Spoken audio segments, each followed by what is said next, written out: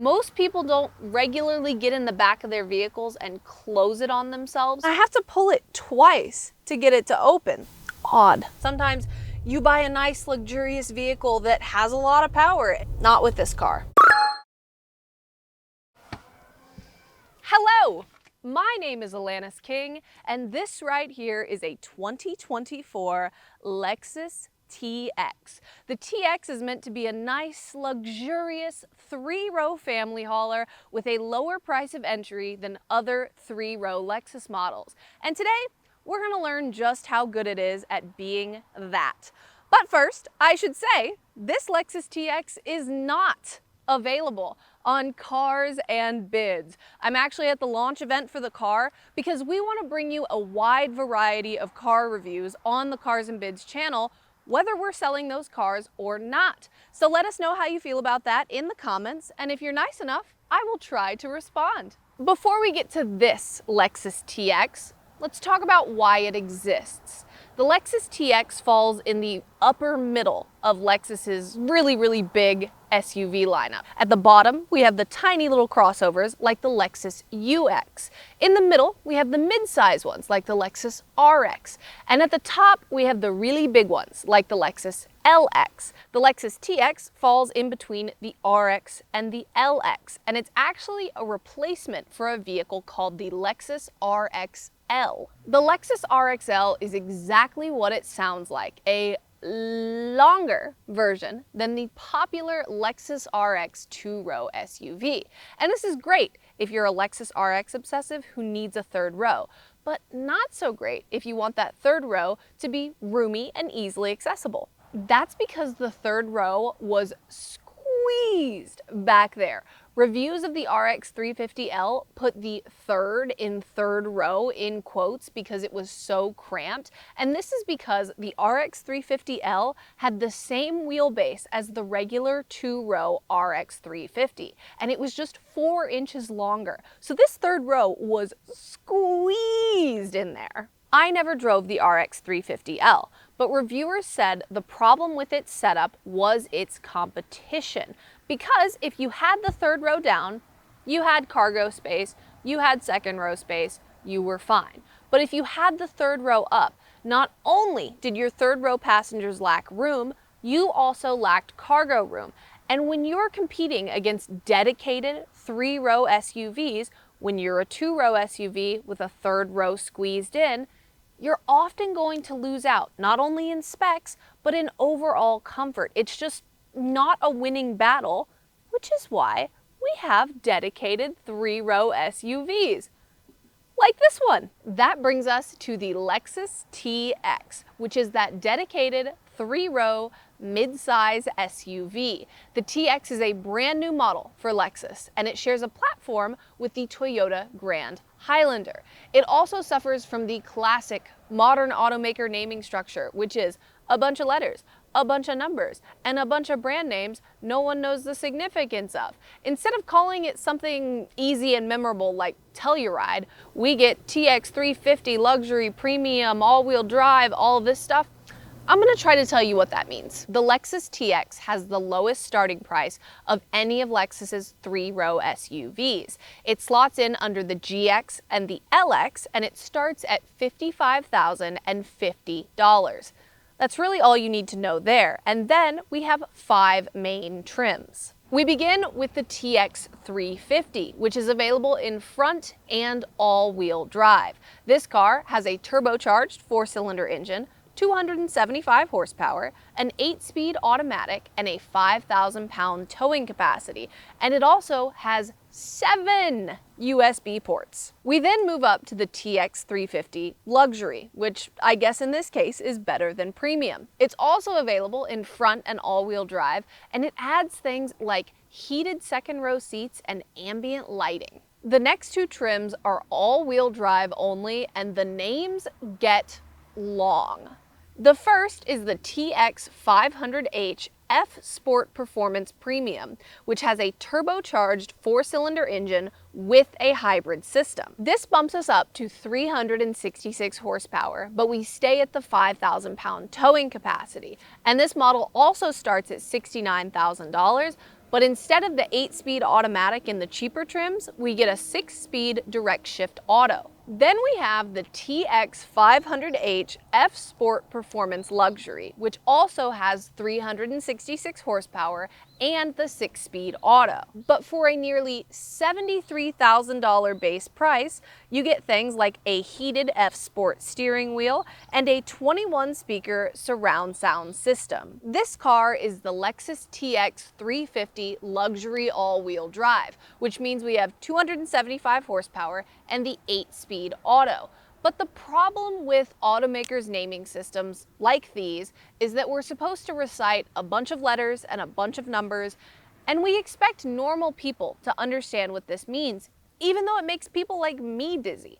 Like, for example, I can tell you what an Audi Q8 Sportback S-Line e-tron Quattro Prestige is, but normal people can't, and we can't expect them to know what these things mean. I think it's better to have naming systems that are accessible, and the TX's naming systems aren't that. They're not the easiest to decipher, they're not the hardest, but they're not ideal. Now, I'd give you a full, exhaustingly detailed tour of the outside of this vehicle, but there's really nothing too wild about it. We have this horizontally slatted grille up here, which is actually really different than the giant grilles Lexus has been pushing for several years. We also have the 22-inch wheels, and we don't have cladding right here, which is so nice. It's body colored, not black and plasticky. But I think overall, the thing this vehicle has going for it is the fact that it looks like a classic 3-row SUV. So when I personally think of road trips and group events when I was a kid where we had to travel a decent amount, I think of 3-row SUVs like this one, because this is what everyone fit in. You know, we have the squarish shape, but the rounded edges. We have the dedicated 3 rows, not like the RX 350L, which is ultimately a little rounded 2-row SUV made into a 3-row SUV. This car looks familiar, and it looks like something I've been in before, something I'm comfortable with, something I'm potentially nostalgic about, and I think that will get people's attention. One of the biggest complaints about the RX 350L was the cargo space. So we are going to test the Lexus TX's cargo space if your cargo was made up entirely of Alanises. I learned earlier when I was filming the intro for this video that there's no handle in here to pull this down. And I was like, why wouldn't there be a handle to pull this down on me? And then I realized, oh, most people don't regularly get in the back of their vehicles and close it on themselves for fun. So it's actually probably better that there's not a handle. But here's your trick. Just grab the outside and it'll auto close on you. Woo-hoo-hoo. It's a little tight on my shoulder space in here if I'm sideways, but hips and legs and everything wise, I fit pretty well. It's just, you know, when we do that final little squeeze, I have to squeeze in my shoulders to make sure I fit. But I mean, from every angle, you can fit a couple of Alanises side by side in here. If I were at all flexible, you can fit a couple up and down. Decent amount of cargo space. Inside the Lexus TX is very classic Lexus. We have this simple dashboard, simple steering wheel with these soft, nice materials that make like a nice thick sound when you knock on them and hit them. I love knocking on and hitting materials in cars, and if they make a really like plasticky sound, don't like that. But if they make a nice like sturdy sound, I like that a lot. We have our big infotainment screen and a digital driver instrument cluster, which the driver instrument cluster is like cool and nice and purposeful because it's rounded and curved in, so it really fits well behind the steering wheel. And I think really the things that stick out in this car are the storage solutions, because in a car like this, you're traveling with your family. You've got a bunch of people in here. You want to be able to assort everything in the way that you want it to be, right? We have a nice wireless charger up here, and then you can just shove that wireless charger back and you open up this little compartment where you can put other things. I like that our little center console area right here splits in half. These little flaps fall to the side. It's nice and convenient and not bothersome at all. kind of the most interesting storage solution you're gonna have up here is the fact that you can move the cup holders. So I press the unlock button on this cup holder and I can just take it out. Now, what I notice when I take both of the cup holders out is the fact that I have like 3 little notches down here. So the little notches on the cup holder fit in here. And you can either choose to have 2 on the outsides, 1 on either of the outsides, or just 1 in the middle. And you open up a lot of storage solutions right here where you can put other things, bigger drinks, other things you just need to store and have easily accessible. You can do all of that right here, and it's kind of a cool little customizable way to do things, because ultimately people want their cars to feel like their cars, and this is a small way to make a car feel like someone's car by being able to configure your own cup holders, you know? The other interesting secret compartment in this car, I discovered this compartment because we lost the car key. So I'm on the car launch, right? And when you're on a car launch, typically whoever is handling the cars turns the car on, parks it for you, and then they close the door behind you when you get in the car. It's just, you know, they're just making sure they take care of you the whole way through, right? So I get in this car and I drive it to this location. I can't find the key. Where is the key? I have no idea where the key is. So we turn off the car, turn it back on. Obviously the key is in here because it's turning off and on. Searched every row, searched the back, searched all the little compartments. And you know where the key was? In this weird little door under the steering wheel, basically, to the left, in a little door that you're never gonna remember is there. It's right here. And the key was in there. How are you gonna remember to get the key out of the car if you put it in this little compartment? I don't know what is meant for this compartment. I don't know if it's the key. I don't know if it's something else. It's really only key sized, but that is how you forget the key in the car. Then we move to the second row with captain's chairs. And if there is anything I love in life, it is captain's chairs. Listen, most of the time when I'm in a vehicle, I'm driving. If I can choose to be riding in a vehicle, I want to choose to be in a captain's chair because I feel like a captain. I have my little armrests. I'm just so relaxed. I have this giant panoramic sunroof. It's incredible, right? And I have a lot of similar amenities to the people in the front row. So I, again, have these customizable cup holders that I can put wherever I want, whenever I want. And I also have heated and ventilated seats. Oh my goodness, treating me like a queen back here, right? And then I have 2 USB-C ports. In the front, I have 3 USB-C ports. It's fantastic. I have a great view. I'm relaxed. I have leg room. I can just chill and enjoy my ride, except I can't because I have to drive the car. Another thing that is just the same back here as it is in the front is that I don't have regular door handles. You'll notice that this is just a door, and it's a black door with this odd slice of like little brown in it. I don't really know why the brown is there, but that's a topic for another time.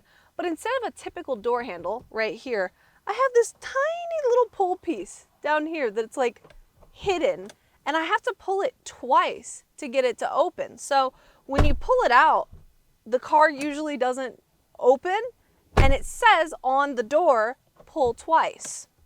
Odd.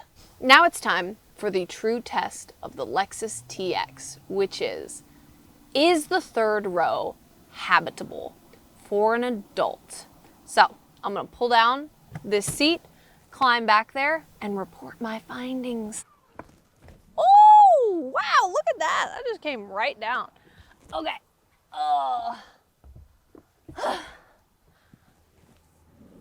Come back up. Wow. I'm actually like quite surprised by this. I expected to have way less room back here. Just looking at it, I expected to have less room back here, but I have enough room for my knees. I mean, I have probably about as much or a little more room than I would have on a typical economy flight seat, but I'm not squeezed right next to somebody else, so I feel perfectly fine and roomy back here. I have headroom. I'm 5'8.5", and I have like a little bit to work with here. I do not feel cramped at all. It would be cool if I had some sort of sunroof or moonroof right here because it makes it feel so much more open in the second row. But I mean, I have a USB-C charger for me, a USB-C charger for the other person. We have non-customizable cup holders. If I were fighting for the captain's chairs on a road trip, I would be disappointed I didn't get the captain's chairs because they're captain's chairs, but this is not a bad place to be. I'm not miserable. I fit just fine. This doesn't feel squeezed in or tacked on at all. This feels like a purposeful third row, and I feel great about it. I mean, look at this. I have plenty of room. Wow. So here we are driving the Lexus TX. And as a reminder, because there are so many trims and names and everything, this is the one with 275 horsepower and an 8-speed automatic. And the first thing I noticed when I got in this car was that it is very, very quiet. I actually expected it to be a little louder. It's very nice and peaceful in here, especially when I'm just like commuting and going low speeds and everything like that. I'm not really hearing what's outside of the vehicle, and that's nice. You don't want to be bothered when you're in a vehicle like this. Now, I'm gonna do a little test and see if we have any power. No, there's not much power at all here. I mean, it's adequate, it'll get you places, but you can't do any party tricks with this. You know, sometimes you buy a nice luxurious vehicle that has a lot of power and you don't use that power a lot, but you use it as a party trick sometimes. Not with this car. But I mean, I'm driving this car on these curvy roads and you know, it's very nice and smooth. I mean, the steering it doesn't respond right away. Like, it's a very loosey-goosey steering wheel, and it's loosey-goosey when I'm trying to put inputs into it. But, you know, that's what this is supposed to be. I feel like when people buy luxury cars and they buy nice cars, they want it to feel nice and light and airy, and that's quite literally what this feels like. When I'm driving this car, it feels very nice and insulated from the road. Now, if I go over a couple of areas of road that are rough, or if I go over any road that's rough, you can feel it, but not in a way that's annoying at all. I mean, I feel pretty much like I could take this on a road trip and I would feel great in it. I mean, it is not taxing to drive. It is very comfortable. I'm sure it's comfortable in the back. I wish I could get back there, but unfortunately I cannot. Visibility in this car is great. I feel like I have windows for days. My front window is massive. All the windows around me are huge. I can see great out the back. I don't really have blind spots, and I also feel like it's airy and connected in here. So I feel like if I had friends in here or a family in here or something like that, we could all just have a nice bonding time, right? And I wouldn't miss any vehicles next to me while trying to change lanes. Another thing I really, really like about current Toyota and Lexus models is that their infotainment screens, when you have Apple CarPlay on, are really crisp and nice. And this one is the same way. I mean, it's like opening up a MacBook for the first time that you just spent way too much money on and you know you should have bought a different brand because it would have been cheaper. But you bought a MacBook and you open it and you're like, wow, look at this beautiful Retina display. I don't know what Retina means, but it's pretty. That's how I feel with this infotainment screen. There's not a lot of road noise or wind noise in this car, which is always nice, especially when you're in a car like this for a long amount of time. You also have the gas pedal is one of those pedals that's like really light and not heavy at all, but the brake has some tension to it. So I feel like it reminds you of the weight of driving and the importance of, oh, I'm stopping a large, heavy car and I need to be careful so I don't hurt anyone. I think the most important part of this car, though, is not the driving experience. I mean, the driving experience is fine, but ultimately I'm driving this car to get somewhere with a group of people or a bunch of cargo in the back. And I think the most important part of this car is that third row and what that third row feels like. And when I sat back there and I did that third row, I was like, oh my goodness, this is so much bigger than I thought it was gonna be. It really is nice back there. I mean, it's not first class on a flight. It's not even economy plus. It's just regular economy back there. but it's enough room. You're not squished, you're fine, you can make it work on a long trip, and I think that is the real success of this car. This car set out to be a dedicated 3-row SUV, and that's what it is. And the third row isn't a gimmick, it's a real third row, and it's nice back there. And you know what?